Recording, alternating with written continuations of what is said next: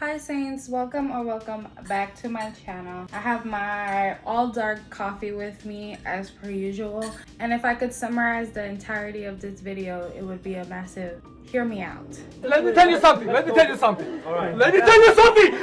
Because hear me out, guys. That shit is so disrespectful.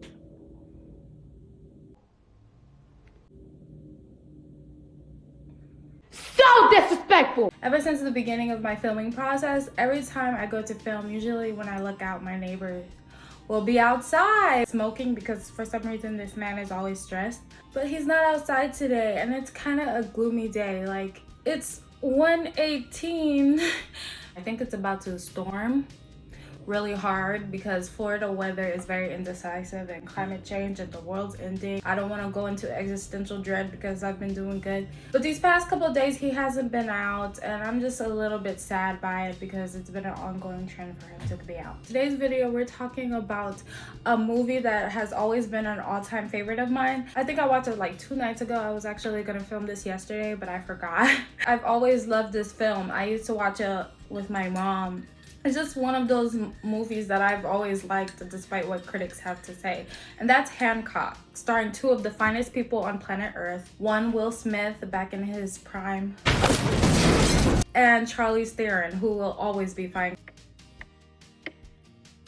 She has like big dick energy. She has big clit energy. Oh my god, is this a little too graphic? I'm so sorry, guys. I haven't even had my coffee yet. Oh my god.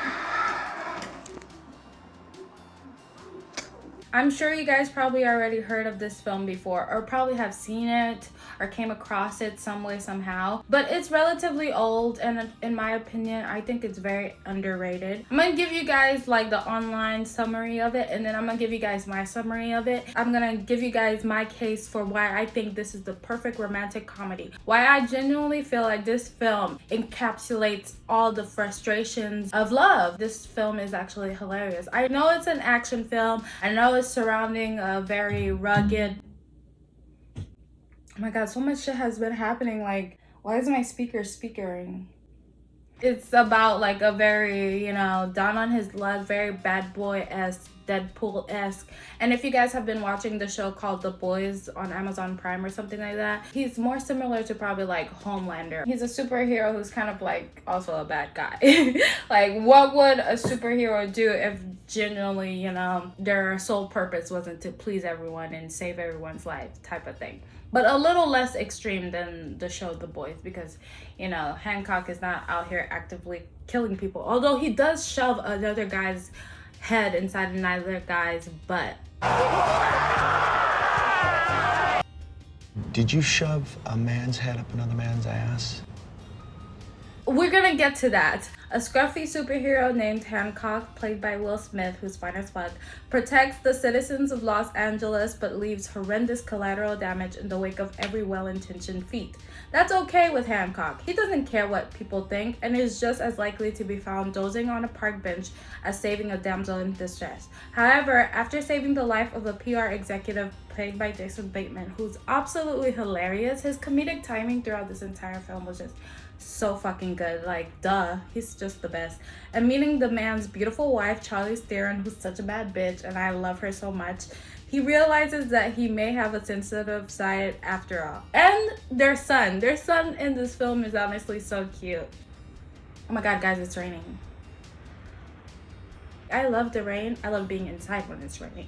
And I love storms and stuff like that. It's not entirely spooky weather aesthetic, but it's like cozy weather aesthetic for today's video. You know the memes that are like, oh my god, like imagine living in Gotham. It might have actually been hell. Like, imagine looking outside your window and all of a sudden these superheroes, Captain America, is like using your car to fight off a bad guy. Like, the collateral damage that ensues when these, you know, superhuman beings, super powerful beings decide they want to go at it right outside your front door. Stuff like that. That's kind of the essence of who Hancock is. Throughout the film, in the beginning of the film, we get to see him. He's down on his luck. He's on a park bench. And this man genuinely don't give a fuck. He only gives as much of a fuck as he feels that it's necessary for a situation. For example, whenever he's going about actually saving a person, Sure, there might be more careful methods of, helping a person out or solving a situation or catching a bad guy. A little bit more cautious with how he would go about actually, saving the day. But this man, he just wakes up, grabs his bottle of whiskey. He's all powerful. Like, who's gonna stop this man? Like, he's been alive for 80 years at this point. And he decides to save the day and hurt these bad guys, but cause millions and millions and millions of collateral damage. How many people were collateral damage? How much property did you damage? Like, how do you present yourself as a person who's unstoppable but also doesn't care that he's unstoppable, to the point where you don't keep into account the feelings of the people around you and try your best to kind of live with them. You would think, like, as a superhero, you would have the best means, you would be living a luxurious life. And I've noticed that, like, in a lot of superhero films, like, once they make it big, they still live in, like, the worst of conditions. And I understand, to a certain extent, like, them trying to be diplomatic and do everything the right way. But if you're risking your life, well, not exactly risking your life, since some of them don't actually die. If you're putting yourself out of your way to help people, I feel like it should be compensated enough that you have food on the table and a place to stay and people who love you. Like, you could tell this man is generally miserable. The reason why he's miserable is because he feels so alone. He woke up in the hospital all by himself with no one coming to claim him, no one coming to explain the situation or what happened to him. The last thing he remembers is that in his pocket was a ticket to watch the new Frankenstein, and this was almost 80 years ago. And the way Will Smith plays his character, he's still charming. Like, you can't take away his charm no matter how much of a terrible guy he's meant to play. Like, What? it radiates past all of that. It's a little tight. What you got? And I think that's what Jason Bateman's character as the PR guy is going to see in Johnny Hancock, that although he puts up this front that he's this terrible person, deep down inside, like, he still have all these amazing qualities.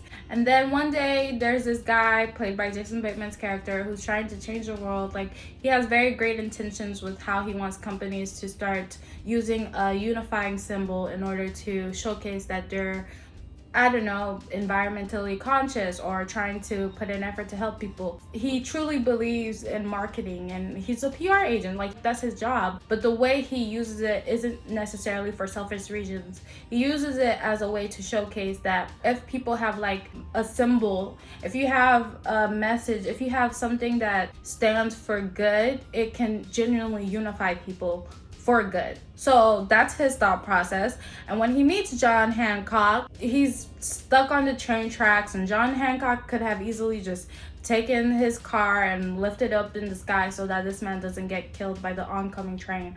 But John Hancock is like, fuck this shit. He just lifts it with one hand, stands in the middle of the train track, and then, like, the train smashes into him, but he's very powerful and strong and whatever. The train just, like, derails, and all of the cargo in the back just falls to the ground. There's a lot of damage. It's a traffic, so people come out of their car, and they're so used to John Hancock causing such an inconvenience, which I can genuinely understand. Like, I feel inconvenienced too, like something that could have been rectified and made very simple and very easy. You decided to make it so complicated. You're all idiots. You're the one that threw the dude's car at her. I could have been 30 minutes late for work. Now I'm like 3 hours late for work because you decided you wanted to, I don't know, fuck up the entire street.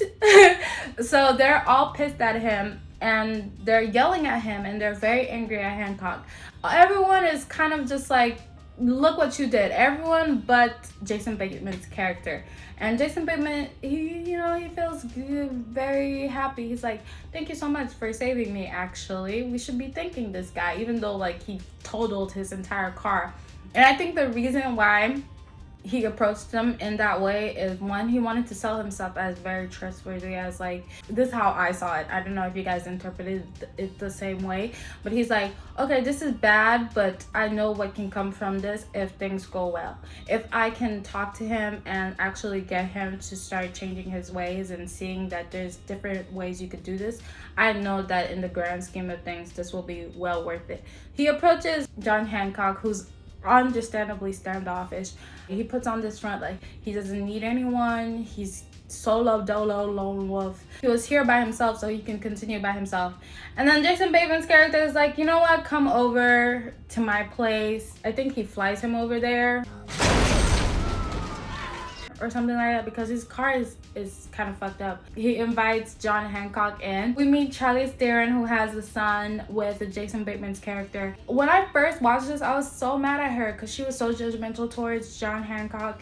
I'm like, he just saved your husband, like, and even Jason Bateman's character is like, he just saved your husband. But the reason why she's acting this way is gonna make perfect sense later on. The enemies to lovers type of trope is what I saw it as, even though in the end of the film they don't end up together. But I live in a state of delusion, and in my head it's because they can't be together. Literally, spoiler alert, they can't be together or else they're gonna perish. So yeah, she was so mean towards him, and I'm like, girl, why are you so mean to him? You don't know his story. I was literally like fucking Tessa, like, I can fix him. Like, guys, he's just misunderstood. Like, I know he fucks everything up, and literally he probably almost killed somebody, but like, guys, I promise. That was me defending this man. He has spaghetti with them, and Jason Bateman kind of, I don't know, he's very personable and very kind to him, and it's like one of the few people, the only person who's really treated John Hancock this way. And we could tell that, you know, he's genuinely curious about this dynamic. He hits it off right away with Charlize Theron's son, and they're just very nice. On his way out, Jason Bateman gives him his card. He's like, hey, listen, I know you want to act like you don't care, and I know you must at some point feel horrible that everybody hates you. Like, damn, like, which is the hard truth. You feel horrible that everybody hates you, but I can help you out. He tries to put the card in different places on John Hancock, and John Hancock is looking at this man like, bro, are you for real right now? And one thing you guys need to know about John Hancock that is so hilarious, and it's an ongoing, like, running joke throughout the entire film, he hates being called an asshole. So? Yeah. Which he is. Like, the summation of his character at the beginning of the film is an asshole. Is a superhero who's an asshole. Like Homelander. I do need the room. Out. I swear to Christ, your head is going up the driver's ass. Is your idiot brain getting fucked by stupid? They are fucked up. His head is going up your ass. It's not rhetorical. Answer me. And you drew the short stick because your head is going up my ass. He is an asshole. But he doesn't like when other people call him an asshole. That's his thing. Like, don't call him an asshole or you're gonna fucking die. He leaves. And then Jason Bateman's character and Charlize Theron, they sit together in bed and they're talking. And she's warning him. He's like, look, you see the news? Like, he's a very bad person. People are always demanding for his arrest, but he never goes, and he thinks he's above the law because he's so powerful. Jason Bateman is like, well, that's because nobody has ever, you know, showed him that there's other ways to go about them. No one has really expressed gratitude for all the good things, as much as he's done so much bad things. The camera pans and it's John Hancock sitting on the rooftop of the house just listening. I'm like, same. I would do the same shit. This scene was so funny to me. When John Hancock comes back the next day because he's decided to take Jason Bateman up on his offer, there's a kid who's been bullying their kid, him and Charlize Theron's kid. His name is Michelle, and he calls John Hancock an asshole for the way that he lands. So John Hancock throws this little boy up in the air and then catches him. And all I could think in the back of my head when I was rewatching this, because, like, you know, when I was younger, physics. But now that I'm older, when I was watching this, I was like, this little boy would have died. Like, he throws him at least 300 feet into the air. No, not 300, like 200 feet into the air. And then he catches him with one hand. Like, I'm pretty sure this little boy would have died. Like, if this was Deadpool, he would have been obliterated. This poor boy would have exploded into a, you know, explosion of guts and stuff like that. But thankfully, it's not. Jason Bateman's like, you're gonna have to stop doing that. A little bit of advice, starting from now, you have to stop doing that. Even though most of the time he's in conversation with Jason Bateman, Charlize Theron's character will occasionally give him glances, like look at Hancock and be like, there's like this animosity, but it's like, it's coming off as tension. I noticed that even when I was younger. I was like, wait, does she actually really hate him, or is this a friend? Jason Bateman comes up with this proposition. He's like, listen, if you want to get better, if you want to do great things, if you want to start changing how other people treat you, first you need to start changing how other people perceive you. So what he decides to do is to finally go to jail because, you know, people have been demanding his arrest. So people can start to miss him and see what it's like with him not being there. While in jail, this man causes a havoc for the first couple of days. Like, John Hancock shoves a man's head up another man's ass. And I had to really think about it. I'm like, this man is a menace to society, because what the fuck? Who would think to do something like that? And they portrayed it in the film. I'm like, how is that possible? Is that a possible thing? Like, how's both of them should have been dead, right? Is it just me? Like, one should have bled out and the other should have suffocated and died.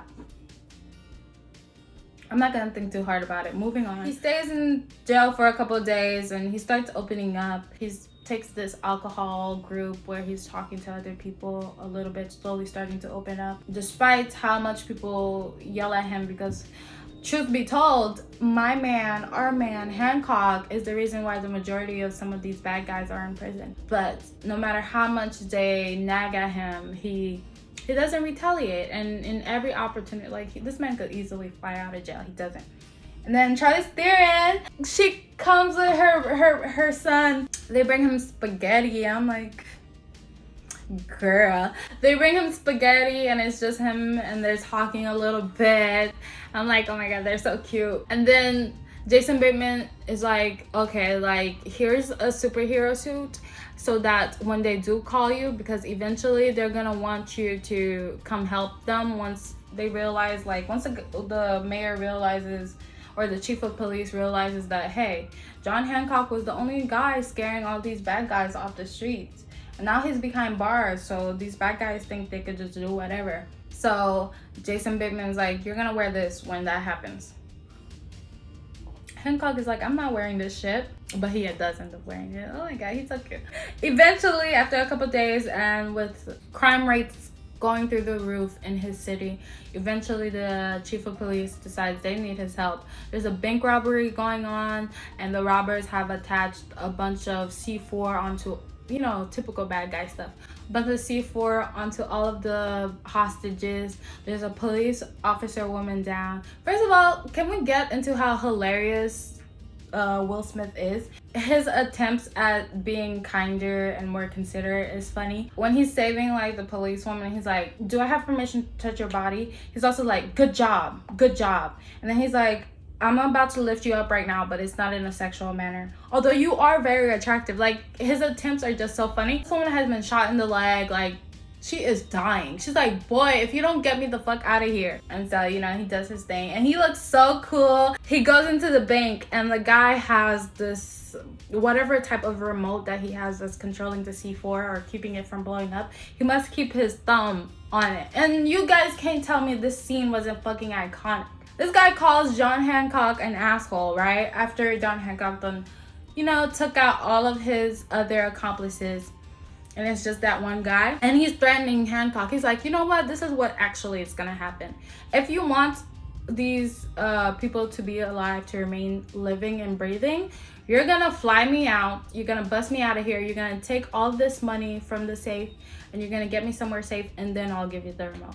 But then he calls John Hancock an asshole, and John Hancock is slowly, you know, he takes this, like, thing and he starts sharpening it. And he's like, call me that one more time. And then the guy doesn't even finish saying an asshole. Like, it's a running joke. He doesn't even finish saying it. And John Hancock throws the thing at it and it chops his arm. And the next scene is just him walking out of the building, giving it to the police officer. As Jason Bateman's character predicted, everybody kind of watched this go down, this heroic effort where John Hancock actually showed a sign of humanity and care. Everybody is so proud of him. Everybody's clapping. Of course, it blows up. John Hancock is now a, like, certified superhero type celebrity. They did it. They go out to this fancy restaurant and they're talking about how they met. And Jason Bateman is like, yeah, like, I had a son and my wife died giving birth to him, and I was in the supermarket down on my luck. Charlize Theron showed up with her fine self and she helped me find diapers, but it felt like the world was giving me, like, extending me, like, a act of kindness, basically, because Now she decided, you know, I'm gonna help this guy, and they've been together ever since. She genuinely loves him and he genuinely loves her. Jason Bateman's character gets drunk as fuck, so they take him home. This is when the second half of the film officially starts, guys. It's so iconic. John Hancock puts Jason Bateman to bed, like, go to bed, you're drunk, go to sleep. And then Charlize Theron and him are in the kitchen. And there's this tension, like, you know, John Hancock is still kind of an asshole. Like, you know, if he sees something fine, he's still gonna a little bit try to pursue it. But it was like a mutual thing where they're both like magnets. Literally, yes, like literal magnets, where they're trying to literally get closer to each other and they're about to kiss. They kiss a little bit, and I think she just realizes what the fuck is going on. And she throws John Hancock out of, like, she yanks him, and it's revealed that she's actually a superhero too, or an angel or whatever. We're gonna get into the details of that soon. But she yanks him with so much force, it blows out the entire window side of their kitchen or something. Like that, an entire side of the house is gone. Fridge gets thrown along with him. He hits a car, like the entire half the street is totaled. Like, this girl caused more damage than John Hancock ever did. John Hancock is on the car. He's like shocked. He's like, what the fuck just happened? First of all, I thought I was the only one. Second of all, did this bitch really just throw me? She's like, if my husband finds out that I am superhuman, that I have these powers, I will literally kill you. And I was like, plot twist, what the fuck is going on? I remember when I first watched this, my mind was blown. Like, I love me a strong female character as well. Like, yeah. The next day happened, and she's just so casual. She opens the fridge that's still outside on the side of the street. She's like, breakfast? And Jason Bateman's character is looking at an entire side of the window missing, and he's thinking like, am I still drunk? Am I, what the fuck is going on? And then she's like, yeah, you know, John Hancock sneezed. That's what happened. That's her excuse. He sneezed. John Hancock comes back to visit because he's still flabbergasted. He needs to understand what's going on. This whole time, this poor guy thought he was here all by himself. And then it's revealed that this woman exists and she does that. And also the way that we were attracted to each other and that we kissed felt like something like, you know, more than just a tempting moment. And Jason Bateman is like, yeah, you sneezed and you blew up half the side of my house. John Hancock is just playing along with it for Charlize Theron's sake. Jason Bateman gets an important call, so he's like kind of in the other room, but not really. Like, he's still within the frame. And throughout this little sequence, John Hancock keeps like testing to see if Charlize Theron is really like just like him. So he like shoves a fork in her skin and it breaks. He breaks something on the back of her head, and Jason Bateman's like, do you guys mind? Like, he's treating them like they're kids. Like, they are so cute together. I fucking love them so much. I don't give a fuck. He goes to slam these two pots in her head. And all I was thinking throughout this sequence, I was like, I would have done the exact same thing. This is blowing my mind. I need to see if this is real. Imagine being years thinking you're the only one who's like this, and then you found someone who's like you. Like, I need answers type of thing. Charlize Theron finally agrees, hey, you know what? Later today, I'm gonna meet up with you, and then I'm gonna talk to you about it at 4 o'clock. She says this very begrudgingly. Like, you can tell, like, she feels like, fuck, like, my cover's been ruined, my cover's been blown, and now I have to tell him the truth of everything that's going on. And John Hancock is like, fucking bet, bitch, you better come to my trailer, my trashy trailer, and tell me what the fuck is going on. True to her word, she can fly. Like, did I mention this bitch can fly just like John Hancock? She flies over to him, and then they're in the trailer. First of all, Charlize is fucking hilarious because she goes into his trailer and then she's like, damn bitch, you live like this? You know that meme? That meme that's like, damn bitch, you live like this? Like, that was her facial expression looking at like the mess. For some reason, she looked at this very sentimental little case that John Hancock tends to carry around.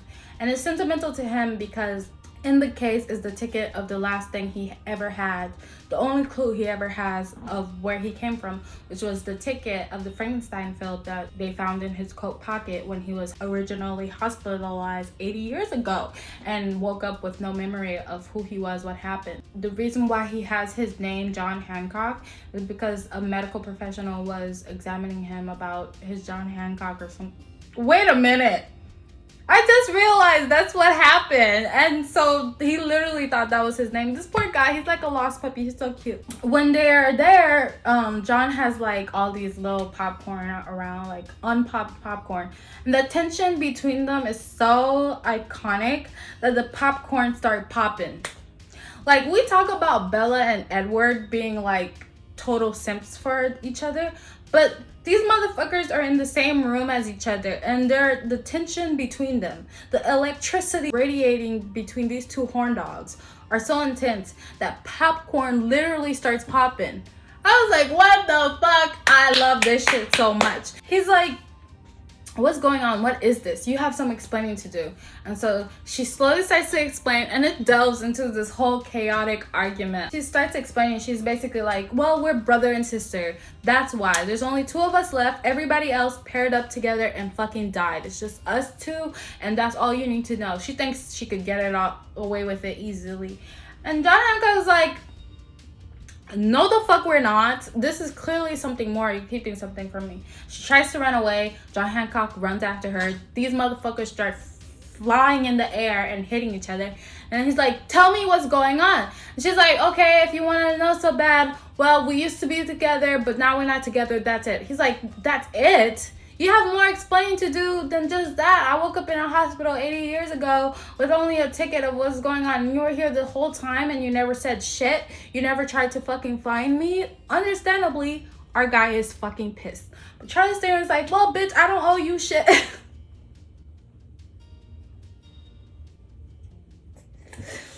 I'm sorry. VH1 would have a field day with these two. They shove each other in this truck. And then she's like, well, all these years, I've been trying to stay away from you. I've been running away from you because our relationship has always delved into madness. It's always gotten me hurt. It's severely toxic. Now I finally found peace and happiness. Skies start thundering, like it's dark. Like these are 2 superhuman beings that are having like a marital type of fight. Imagine your divorced parents who hate each other but still kind of love each other at the same time.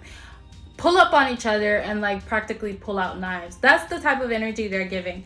All these spectators are around, like they're in the city now, you know, they moved away from the trailer, fighting and whatever. They're yelling at each other on the street. It starts thundering. They're both equally pissed. And then John Hancock calls her crazy. You know how asshole is the trigger word for John Hancock? Don't call him an asshole or you're gonna fucking die. Well, the trigger word for our girl Charlie Theron is crazy. He calls her crazy. She stops in her tracks and she's like, what did you call me? You know, John Hancock is like, I called you fucking cuckoo. She grabs the biggest 6-wheeler, 14-wheeler truck, I don't know, takes it and slams it on. They keep fighting back and forth. He slams her against a car or something and he's trying to calm her down. He's like, whatever I did, I'm sorry. All I want is to understand. I felt so alone. Understandably, there's an underlying sadness and there's something deeper going on between their relationship. Like, it's so nuanced, guys. Are you telling me this is not a romantic comedy of them uncovering layers? Please. I don't want to hear no counter arguments. This is a romantic comedy. For some reason, out of everywhere in the tri-state area, they managed to land right outside the office building of where her husband, Jason Bateman's character, is. And he looks outside the window and he's like, is that my fucking wife and John Hancock? They done ruined the entire street. They both fly off. Boom. Jason Bateman's at home, going back and forth. His car was totaled again, by the way. These 2, they fucked up his car again, which is so fucking funny. He's in the house and he's, you know, like, what is going on? And then they both pop in and everybody's kind of just mad at Charlie's. First of all, Jason Bateman is like, hey girl, I just saw you fly.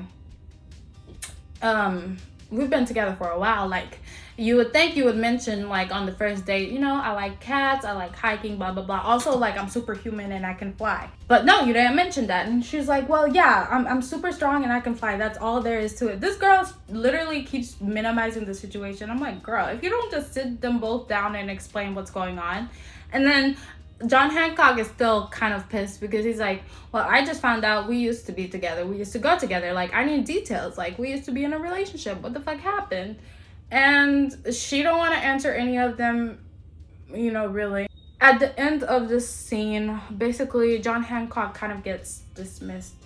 and Charlie Theron is a little sad and upset, and Jason Bateman is upset as well because now he's realized like his wife used to be in a relationship with his quote-unquote client slash friend, and also like she kept this big huge gigantic secret like this whole time he's been in the dark. So you know, everybody kind of go their separate ways. John Hancock relapses. Our guy is so sad. He goes to this like bodega and he tries to get alcohol, and then he gets alcohol. There's bad guys there, and so when he's ringing up his alcohol, the guy at the cash register kind of signals to him very discreetly, which is really nice. Like, guys, please, you know how, for example, in domestic violence situations, there's like signals you could give that are very discreet as to if something's happening to you. If you ever feel like you're in a dangerous situation, always try to make sure you're like aware of like little things you can do to like get help but not put your safety at risk, if that makes any sense. You know what I mean? Because it's very hard sometimes. So yeah, signals very discreetly like, hey, you know, I'm going through a couple things. Like, they're trying to kill me. John Hancock saves the day and gets shot a couple times. Usually it's nothing to him. Like, he doesn't even blink when bullets. But for the first time ever, he starts bleeding. Ah! I remember when I saw this, I was so heartbroken. It causes a riot. They take him to the hospital, news coverage, like, what's going on?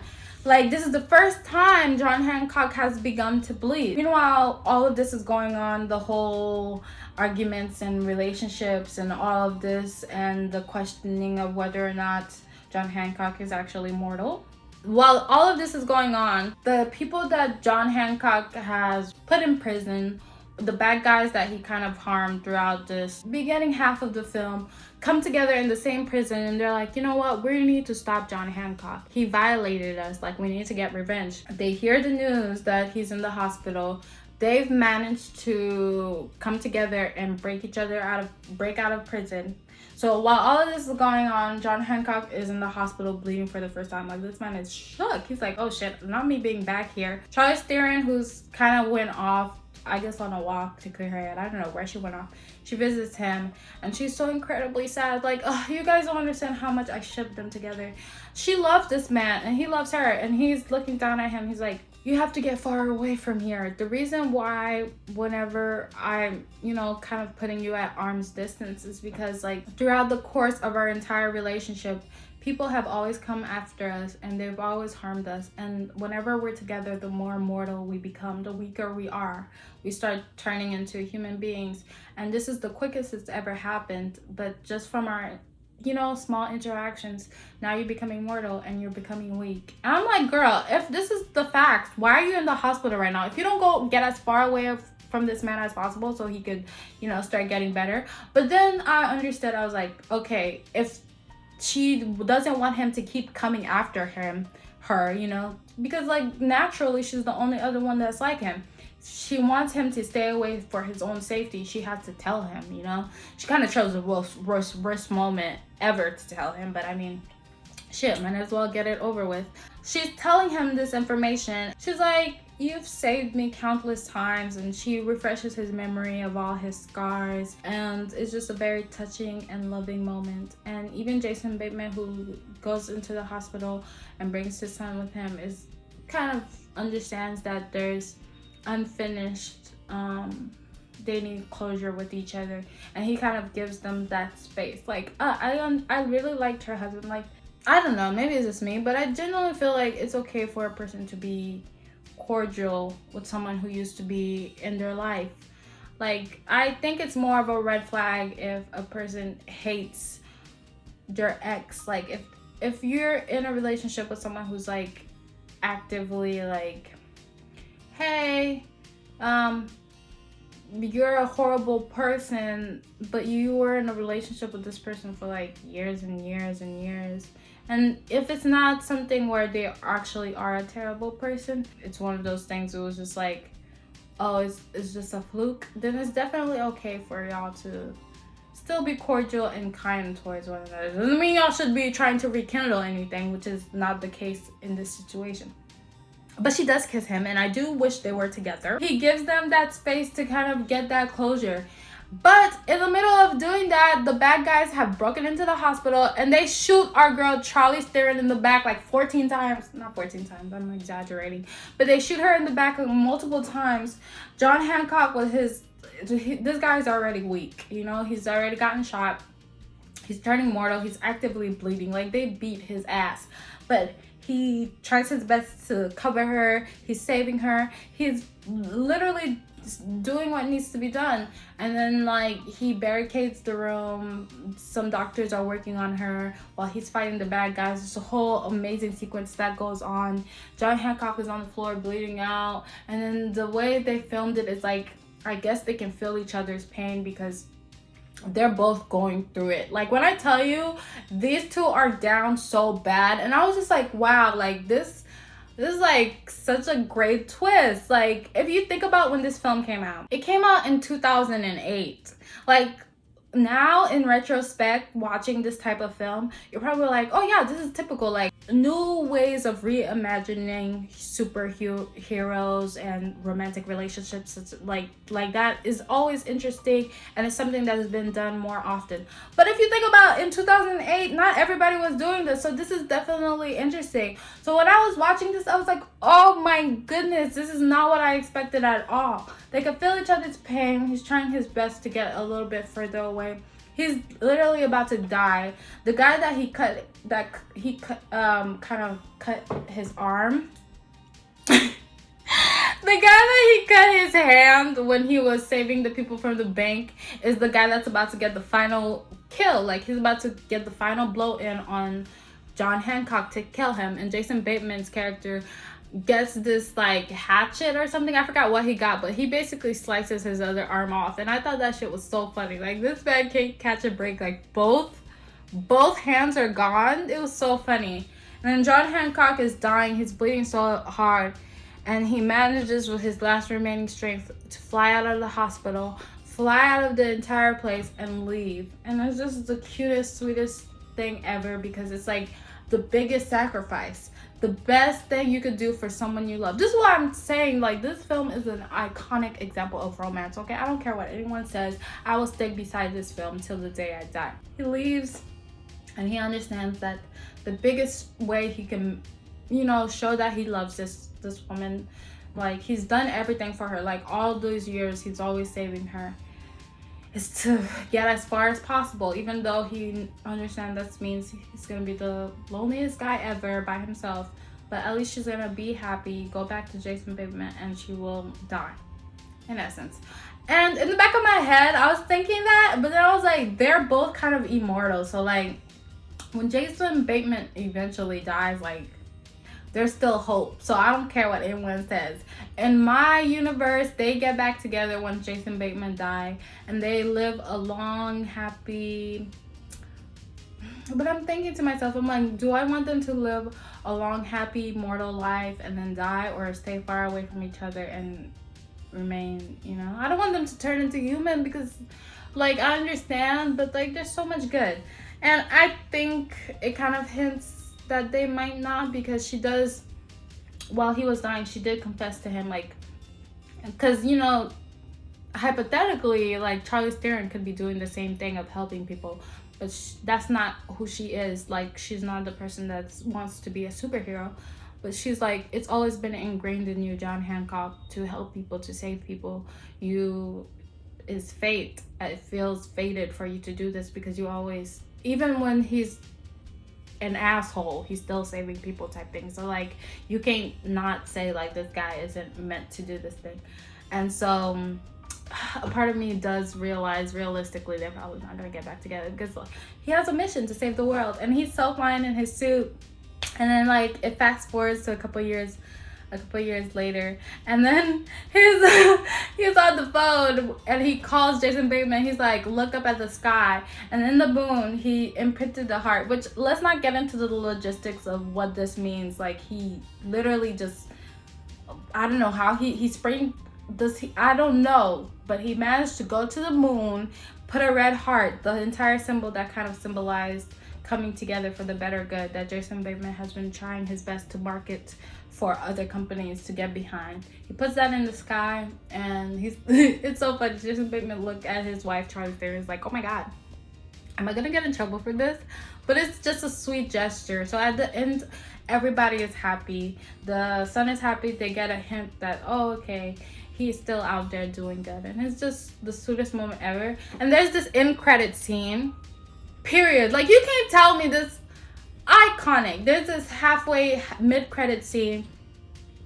And once again, you know, John Hancock is on a mission trying to save people. And then one of the guys calls John Hancock an asshole.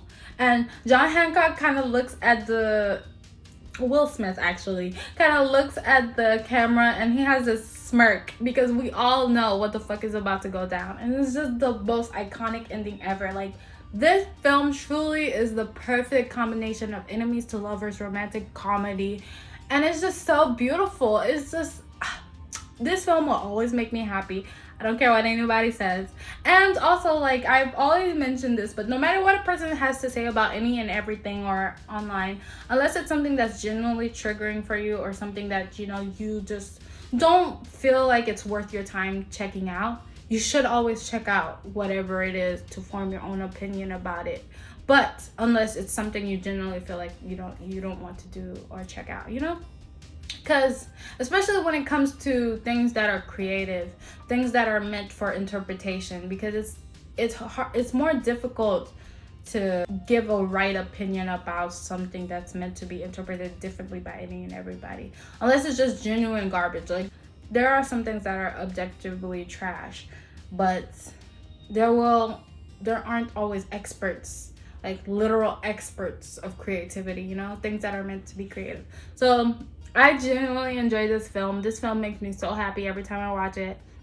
Will Smith is absolutely iconic in it. Like, yeah, he plays these roles very well. I want to see him play like a superhero, not just like from like he played like a bad guy turned good in the Suicide Squad. Like, I want to see him play like a superhero. Like, he deserves that. Like, that would be so iconic when Will Smith comes back. That's the first role he takes, like something very like, yeah, I saved the day, I'm that guy type of film. I know this entire video is a very big hear me out, but I just had to get that out of my system because I really love this film. It's just, they're iconic, like, and I fucking love Charlize Theron. So I hope you guys enjoyed today's video. I'm so sorry for all the chaos. As always, I hope you guys are having an amazing day, evening or night, wherever you are. I hope the vibes are fucking good. And if the vibes aren't good, make them good, or get rid of whoever or whatever is making the vibes ungood if you can. Or seek out something that will make the vibes good. Anyways, I love you guys so much, and I hope you guys are genuinely enjoying your summer, like getting some rest. And that's it for today's video. Bye, guys. Don't wanna sleep in, cause I got something to prove. I gotta take what I just wanted to give you guys a little bit of advice, especially, you know, like during these times where, you know, the world is already difficult enough. Don't try to engage in like content you don't like or content that don't make you happy. Don't do things like, this is the moment, unless it's a responsibility, because I definitely understand responsibilities and how hard it is and how you got to stick to it. But don't do things that genuinely don't bring you joy or that don't like spark some kind of positive reaction, whether it's interest, curiosity, you know. Just, you know, fill your brain with things that make you happy, even though the world feels like it's ending. That's just basically what I wanted to say. Period. But I'm gonna stick beside it.